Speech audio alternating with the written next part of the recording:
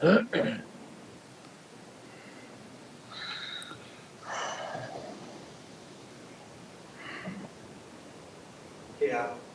Ready? Okay, I'm going to call the meeting to order. I believe we have a quorum. Obviously, I've got myself here. Everybody on the phone, or would you identify yourselves? So I see Brian, I see Dick, Here. I see Steve. Anybody else? Eric's just calling in now. I'm sorry. Eric is just joining. Dennis, you're there now? Dennis is there. I'm here, Al. If Dennis shows up, I'll stand in his place. Well, we have a quorum, here, so at least I'll start getting some of the housekeeping out of the way. I'll take a motion for the minutes of the November 20th meeting. So moved. Moved. I'll second. Second, discussion, all in favor, say aye. Aye. Okay. Aye. So, okay. Has everybody had a chance to look at the investment policy that Michelle sent out, that the subcommittee looked at, and appears to me something that I could recommend to the commission, but I want that to come from the full committee. Hi, Eric. Hey, sorry about that. I'm on my way in now. Okay. Or Zach, cover them for you perfectly. Just take your time.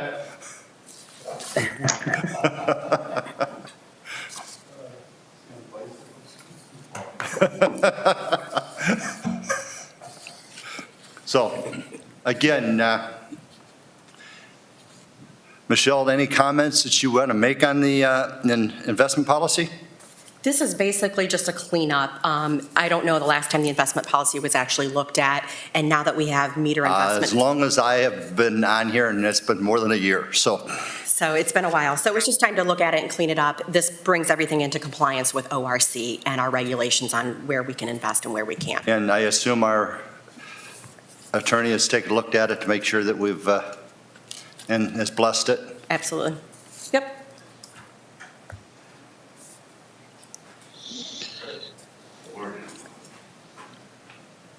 Get out of the donuts, Mr. Stahl.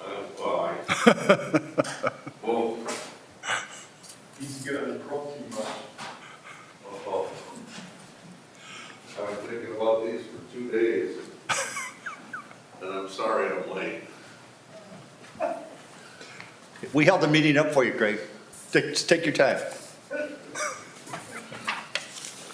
Okay, again, Michelle, I didn't see anything. To me, it's pretty straightforward. I mean, it's been redlined to make any of the changes that from the previous policy.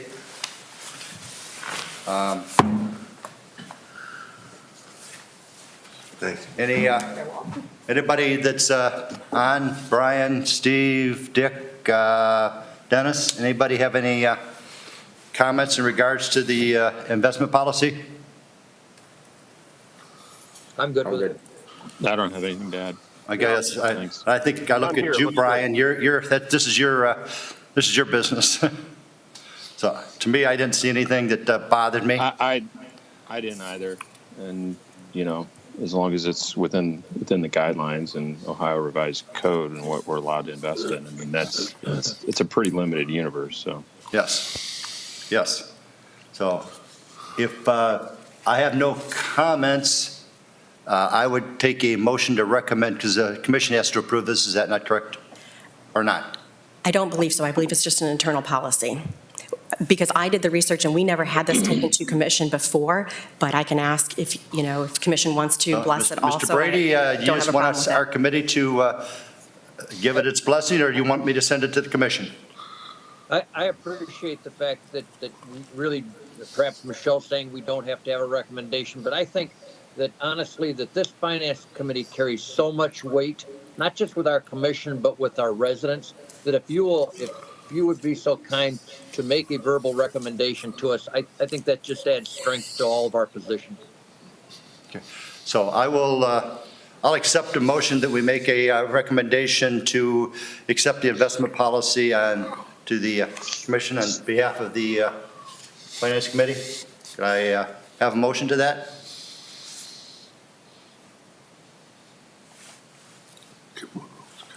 Anybody out there can make the motion?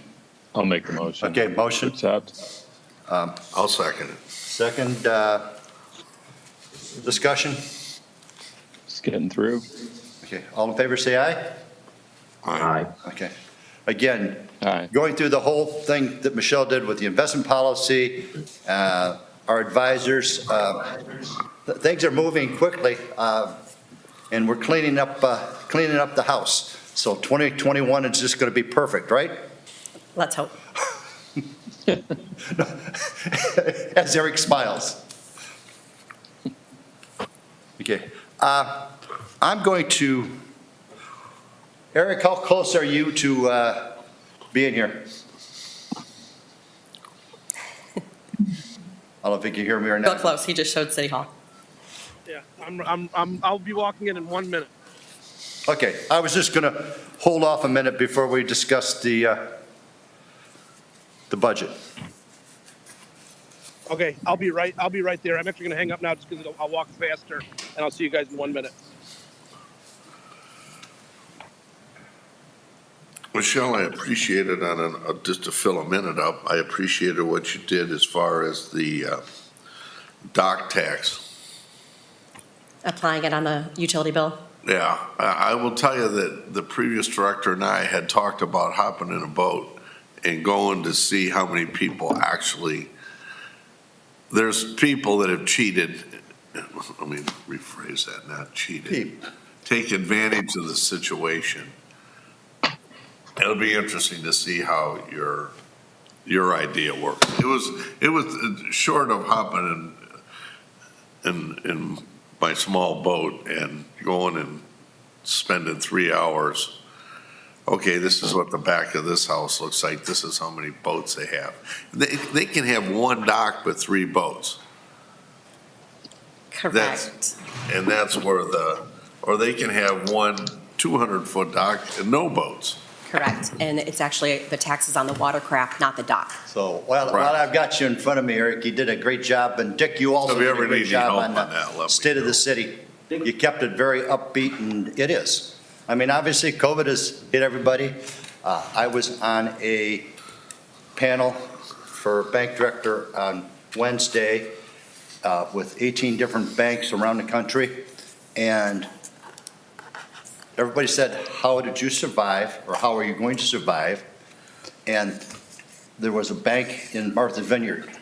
She said it was like, all of a sudden, spigot just went off. Nobody's visiting, and then there was somebody down by Mason, Ohio, that was also on the panel.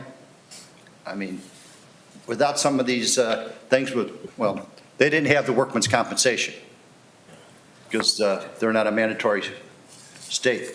So I was explaining how that workman's compensation came in and really saved us, helped us, really did.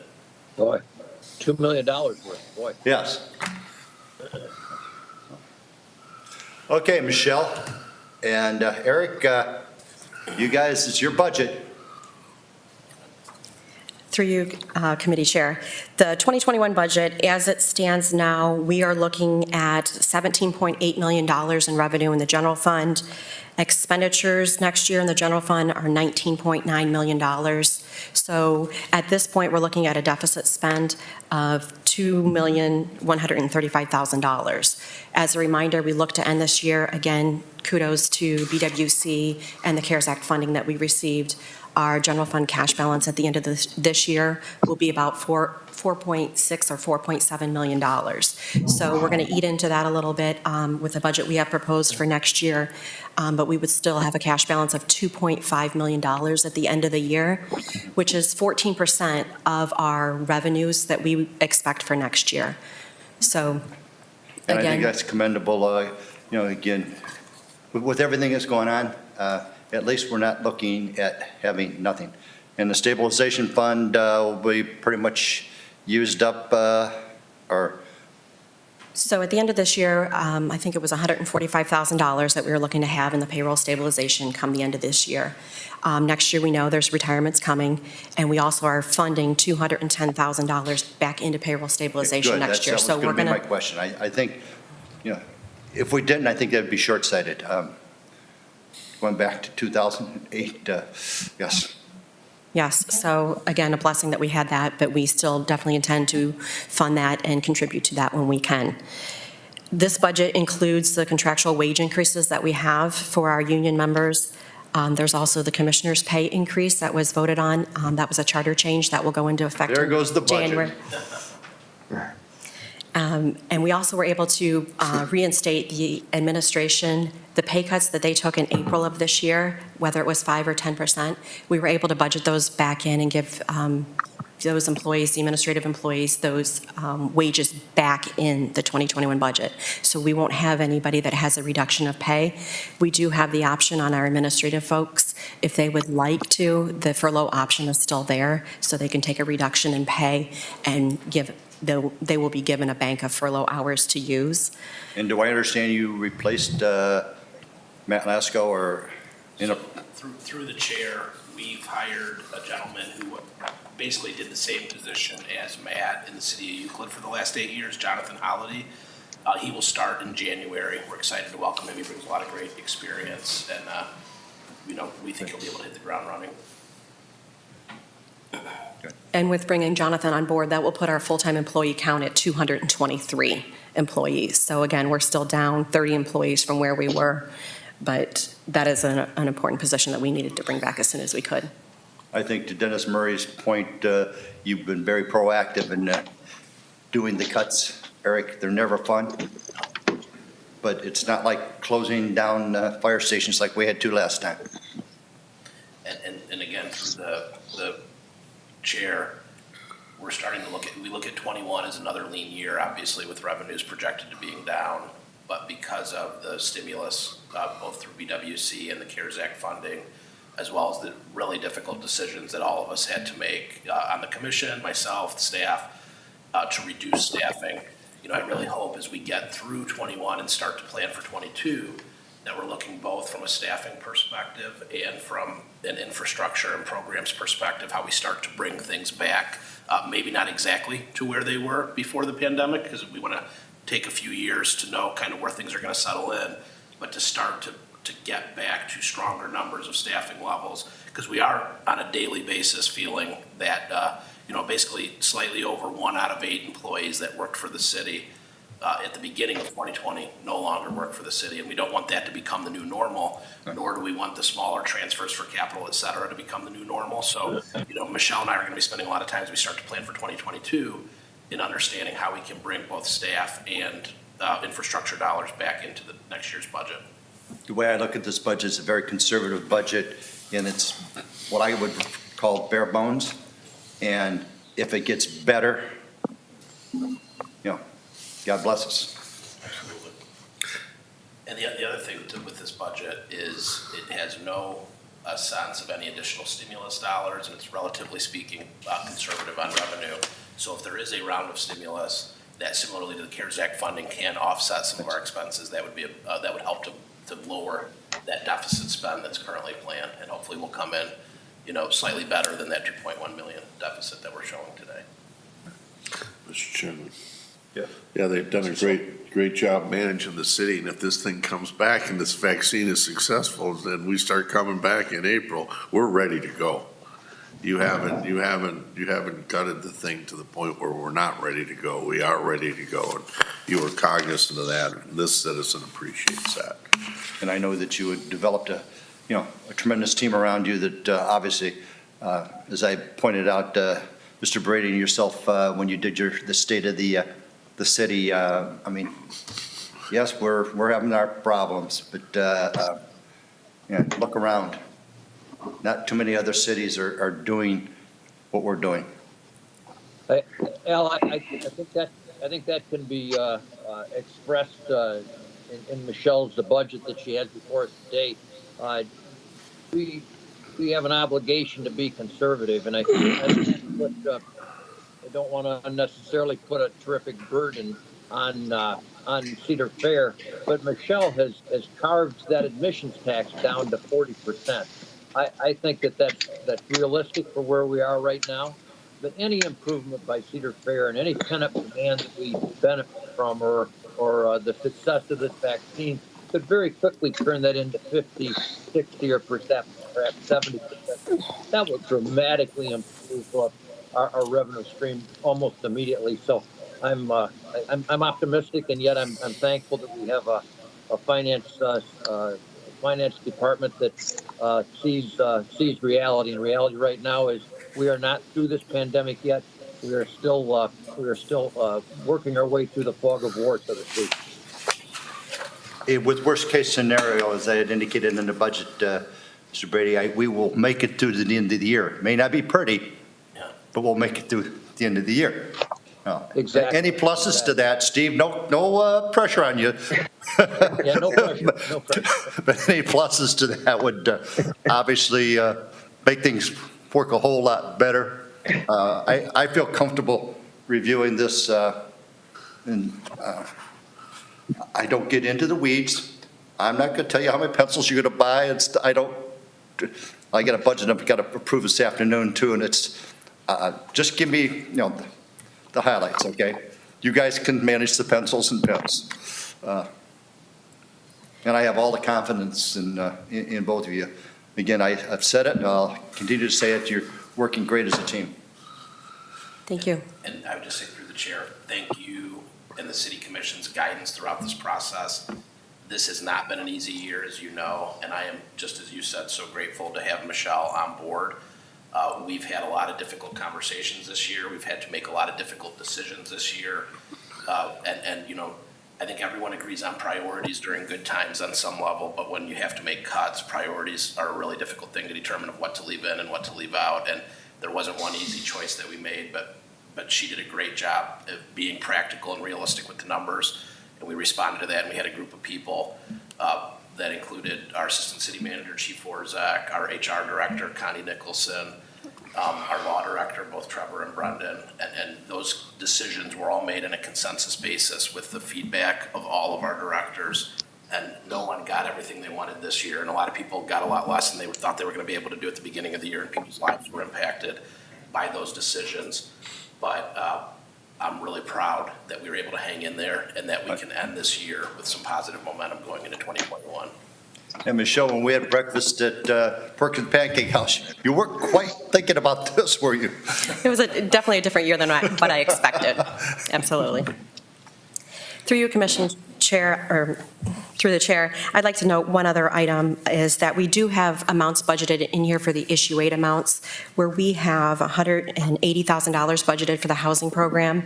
We have $750,000 dedicated for infrastructure next year, $125,000 for development, $60,000 for for programming, and another $10,000 for public art. So we're still doing the projects and moving Sandusky forward as was promised with issue 8. So those figures are already included in this budget. We'll have some money for the CIC for the programs. Hopefully when the new director gets, down and moving and, we figure out the applications. And through the chair, if I could just speak to that for a second, it was very important to us. Those are lower amounts in each of those categories, but they do meet the initial pledges made by the city commission when we went to voters before issue 8, because they're based on previous year's collections. And with this year's collections being so much lower, the percentage amounts, because a lot of that's admissions tax based, went significantly down. So $125,000 for economic development is 1/8 of the admissions tax collection in Okay. in 2020, if that makes sense.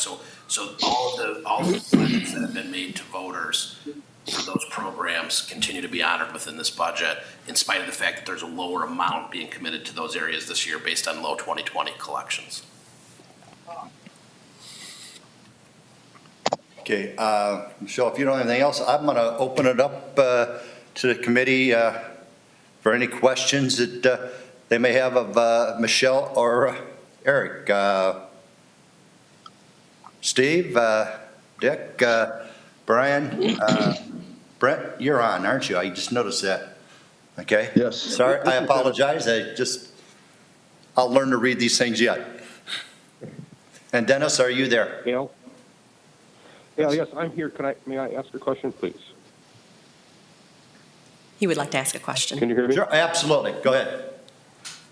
Oh, so the only thing I would like to know, and I don't need to know it right now, is I'd just like to see, because with the budget, our cash reserve winds down between now and when Cedar Fair usually opens, and I think the first receipt is typically in June. So I would just like to see a projection of what that's going to look like, because I'm only it's hearing going half to of run this pretty question. close, I think. Sure. His question was our cash flow and how it usually works. Obviously, this is, until Cedar Point gets up and operating, we're in a low spot for cash. So the best answer to that question is there's items in the budget, one of the large items being health insurance, that we don't need to fund until June. So that helps with the budget projections because we're funding $2.7 million into the health insurance fund next year.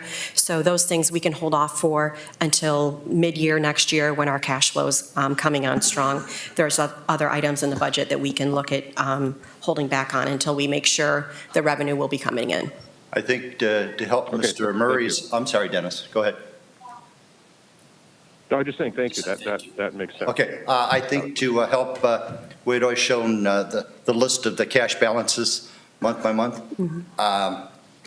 If you would do that again, and then just make some kind of a projection that, you feel this is where your cash balances are going to be for our meetings that we've got set up. We know you can't be exact, okay? We're looking at the high level, and I think, Dennis, that might help answer your questions as we go through the year next year and see, how cash goes. It's something that we developed a number of years ago, and I think that helps. Because, cash is king, and that's what we're, cash basis. Mr. Chairman. Yes, sir. We replaced that, the prior cash balance way of looking at with circles and pie charts in the spring of 2008, because I only remember how much work I put in it, and a conversation was had in my house, when was this project going to end?